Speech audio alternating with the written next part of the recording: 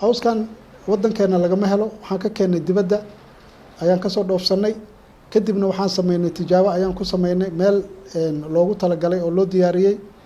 runtii waxaan aragnay wax aad u qiimo badan.